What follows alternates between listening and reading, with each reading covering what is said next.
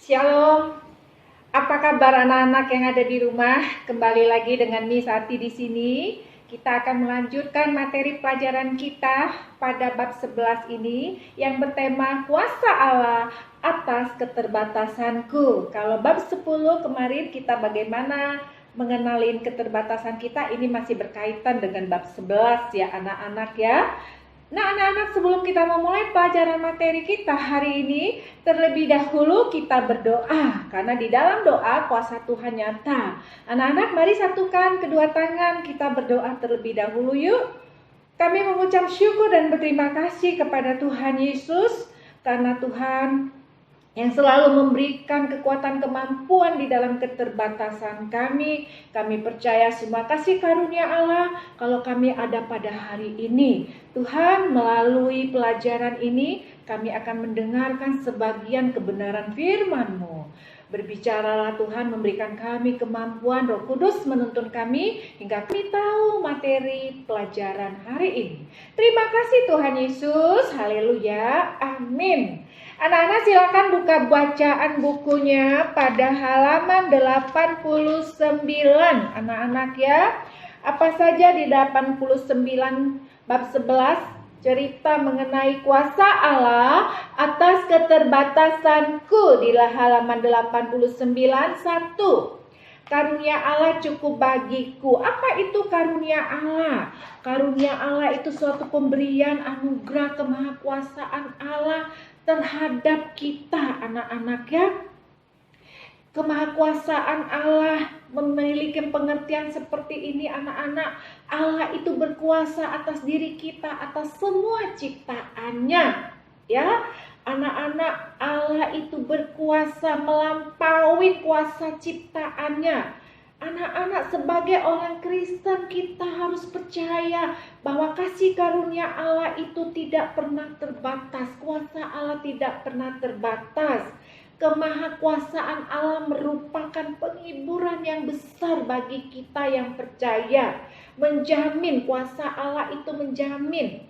Ya, Allah itu menjamin penghiburan, memberikan kekuatan, keberanian, kesehatan. Kalau saat ini kita berada di masa pandemi, itu semua kasih karunia Allah di dalam hidup kita. Keterbatasan kita menjaga daya tahan tubuh kita ya anak-anak menghadapi pandemi. Namun kuasa Tuhan melebihi segala masa-masa pandemi 19 yang berbahaya ini. Kemahakuasaan Tuhan itu melebihi apa yang Dia ciptakan di muka bumi ini ya anak-anak. Allah yang mengatur sedemikian dunia ini, Allah yang merencanakan semua kehidupan kita ya anak-anak ya. Ingat kemahakuasaan Allah atas Musa yang tidak pandai berbicara. Allah tahu. Saat ini juga Allah tahu keterbatasan kita. Untuk itu kita berpegang teguh kepada Allah yang memberikan karunia-Nya yang luar biasa. 1. Karunia Allah cukup bagiku. Di sini di buku ini ada cerita tentang Yosua yang berperang di dekat Gibeon. Anak-anak, di sini Yosua menyerang mereka secara tiba-tiba. Tuhan mengacaukan pasukan raja-raja itu hingga raja-raja yang berperang saat itu anak-anak mereka mundur. Mereka melarikan diri, mereka tidak tahan, tidak kuat dalam peperangan itu. Yosua memenangkan karena Allah menjatuhkan batu-batu yang begitu besar dari langit anak-anak ya.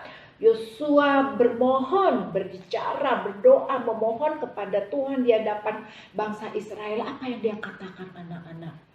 Matahari berhentilah di atas Gibeon, dan engkau bulan di atas lembah Ayalon. Tiba-tiba apa yang terjadi anak-anak? Matahari berhenti sekejap. Coba bayangkan, matahari yang begitu bersinar ke bumi bisa berhenti. Bulan yang menyinari malam hari bisa berhenti. Anak-anak, ini tercatat di dalam Alkitab. Anak-anak mau tahu, kok bisa ya Miss ya? Matahari berhenti, bulan berhenti. Itu ada di Yosua 10 ayat 12 sampai dengan 4. Di sini Alkitab mencatat peristiwa di mana matahari bulan berhenti pada Yosua 10 ayat 12 sampai 14. Anak-anak silakan baca di rumah nanti ya, di rumah ya, sekarang di rumah maksud Miss Ati, nanti buka buku Alkitabnya Yosua 10 ayat 12 sampai 14. Apa yang dilakukan Tuhan bagi Yosua? Baca di sana ya nak ya. Nah, keajaiban ini terjadi ya anak-anak untuk menunjukkan bahwa karunia Allah itu sangat luar biasa atas kita, atas umatnya, atas siapapun, karena Allah penolong ya. Dia Allah menolong memenangkan peperangan itu. Anak-anak, kuasa Allah itu luar biasa bukan? Karunia-Nya cukup untuk memenuhi apa yang diperlukan Yosua dan pasukan Israel ketika berperang. Nah, karunia Allah juga cukup memenuhi kebutuhan kita saat ini menghadapi pandemi. Ya, anak-anak luar biasa. Nah, anak-anak cerita tentang kuasa Allah pernah mendengar mujizat pertama Tuhan Yesus di Kanaan? Anak-anak pernah dengar cerita kan? Ini sudah pernah cerita pesta perkawinan di Kanaan, di mana Tuhan Yesus di kota Kana, Tuhan Yesus mengubah air menjadi anggur. Ketika itu Maria ibunya memohon bantuan kepada Yesus. Lalu Maria katakan kepada pelayan, apa yang Tuhan Yesus katakan kamu turutin saja ya, agar semua terjadi pertolongan dan mujizat. Benar, air menjadi anggur anak-anak, karena dalam pesta di Kana itu membutuhkan anggur. Nah, sikap yang dapat kita teladani dari para pelayan ini taat atas perintah Yesus. Kita juga saat ini harus taat kepada perintah Yesus anak-anak. Kalau kita mau mendapatkan sesuatu, kita taat perintah Yesus. Sebagaimana Ibu Maria ibunya Yesus katakan kepada pelayan-pelayan yang ada di pesta Kana. Dia katakan, apa yang Yesus katakan nanti, lakukan ya. Mereka taat dengan perintah Yesus. Mereka mendengar perintah Yesus sehingga terjadi mujizat. Anak-anak, kita juga harus taat dengan perintah Yesus agar hidup kita diberkati. Kalau anak-anak taat perintah Yesus, semuanya akan terjadi sesuatu hal di luar dugaan kita. Ya anak-anak ya. Allah kita Allah yang berkuasa, Allah yang menciptakan seluruh isi bumi ini. Ya, itulah tandanya pengertian dari kemahakuasaan Allah. Karena Allah yang memberikan kekuatan, kemampuan seperti matahari berhenti, bulan berhenti. Itulah kasih karunia Allah yang memberikan kekuatan bagi kita. Ya, Tuhan Yesus itu sangat berkuasa. Masih ingat anak-anak dalam Markus 4 ayat 39 yang dimana Tuhan Yesus menghadapi angin ribut, ya, diam tenanglah. Angin dan ketika Yesus menghadapi angin dan berkata kepada danau itu, diam tenanglah. Apa yang terjadi anak-anak? Diam dan tenanglah. Kenapa Yesus mengatakan itu? Angin ribut terdiam, angin ribut tidak ada lagi. Karena Allah yang menciptakan seisi dunia ini. Ciptaan Allah berkuasa untuk menghadapi angin ribut. Diam angin ribut. Tiba-tiba angin ribut tuh angin sepuh, angin yang kencang yang membuat bisa bencana ini, angin ribut anak-anak seketika diam. Baca anak-anak ya, 1 Petrus 5 ayat 6 itu, mereka terkaget-kaget. Hebat bukan Tuhan? Tuhan berkuasa atas ciptaannya.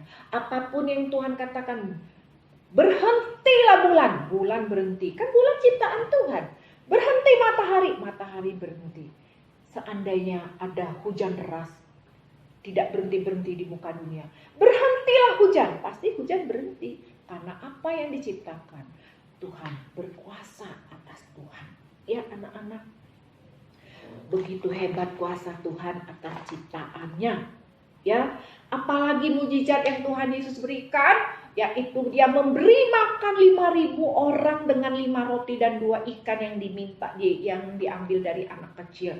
Mujizat itu luar biasa. Disitulah Yesus menyatakan kasih kuasanya kepada semua orang. Ya anak-anak ya, supaya orang tahu betapa dahsyat dan luar biasanya Tuhan Yesus kita ini. Ya anak-anak. Anak-anak, di sini ada cerita tentang Nabi Hezkia. Nabi Hizkia ini jatuh sakit selama berapa lama dia sakit. Yesaya mendatangkan kamar Raja Hizkia. Hai Raja Hizkia, engkau akan mati, tidak akan sembuh lagi. Coba anak-anak, engkau akan mati dan tidak sembuh lagi. Ketika Nabi Yesaya menyampaikan kepada Hizkia, Hizkia nangis, dia meratap memohon kepada Tuhan, aku tidak mau mati dulu. Jangan Tuhan, aku masih mau hidup, berikanlah aku kesehatan. Aku meminta umurku diperpanjang 15 tahun lagi. Anak-anak, kasih karunia Tuhan itu luar biasa.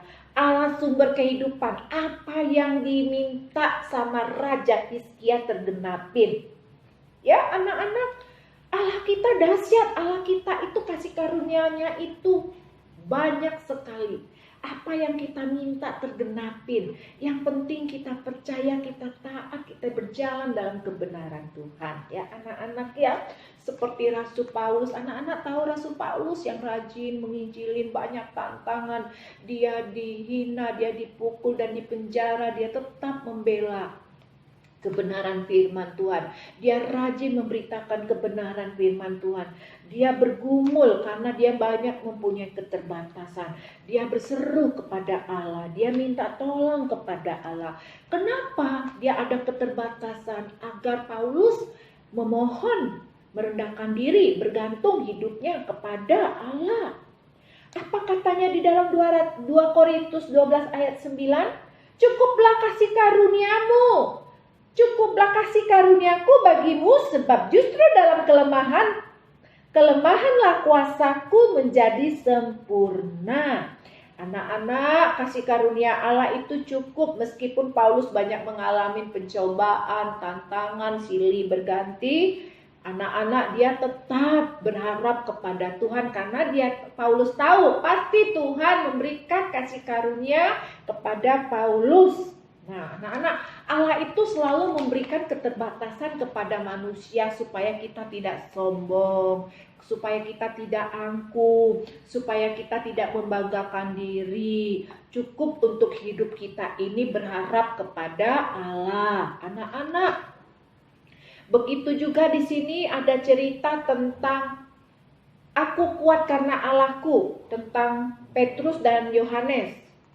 Aku kuat karena Allahku. Anak-anak, Petrus dan Yohanes ini mampu anak-anak berjalan bersama Yesus sekalipun mereka mengalami tantangan. Mereka ditangkap, Petrus dan Yohanes dimasukkan ke dalam penjara karena mereka memberitakan penginjilan, pekabaran Injil tentang Yesus, orang tidak suka.